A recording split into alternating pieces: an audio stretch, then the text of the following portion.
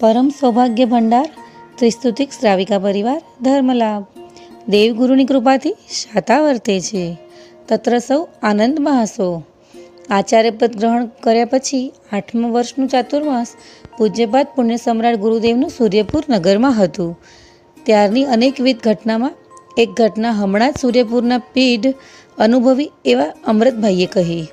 ચાતુર્માસ ખૂબ જ સરસ એવી શાસન પ્રભાવકતા સાથે થઈ રહ્યું હતું, પરંતુ નમોલોએ સર્વ સાહુણમ પદની ભાવના સતત ગુરુદેવના હૃદયમાં ઘૂંટાતી હતી ને એક પ્રભાતે ગુરુદેવે નિર્ણય કર્યો કે જેમ રોજ ગોપીપુરા નગરના અલગ અલગ જિલ્લાને નિહાળીએ છીએ, તેમ સુરતમાં બિરાજમાન ભગવંતોના દર્શન આદિનો લાભ કેમ ન લેવાય.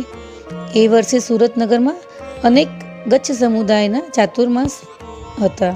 તેમાં 10-10 આચાર્ય ભગવંતો પણ હતા ને પૂજ્યપાદ ગુરુદેવે રોજ સવારે દરેક ભગવંતોના દર્શન આદિનો લાભ લીધો. આમ પણ અક્કડતા અને સરળતા બંને એક હૃદયમાં કેવી રીતે હોય? સુરતમાં બિરાજમાન તમામ ભગવંતોના દર્શનનો લાભ એ જ પૂજ્યપાદ ગુરુદેવની સરળતા હતી. આવા સરળ હૃદય ગુરુદેવને પામ્યા પછી આપણે તો માત્ર મોક્ષની સહેલ માટે માત્ર શ્રદ્ધા તથા સમર્પણ ગુણને વિશેષ કેળવવાનો જ છે. આભ્યંતર જસ યાત્રા અંતર્ગત સૌનું વાંચન વિશેષ ચાલતું જ હશે. વાંચનમાં સતત વધારો કરશો. આજે સુરતનગરમાં પૂજ્યપાદ ગુરુદેવના સ્વહસ્તે થયેલી ગોપીપુરા તથા અડાજણ જિનાલયની વર્ષગાંઠ છે. સુરત સંઘમાં વિનંતી છતાં જ્ઞાનાયતનની આપેલી તારીખ વિશેષે આજે બલેશ્વર તીર્થ પહોંચ્યો છું. આજનો સંપૂર્ણ વિહાર અંદરના રૂટમાંથી થયો, જેથી ટ્રાફિક વગેરેથી બચી શકાય.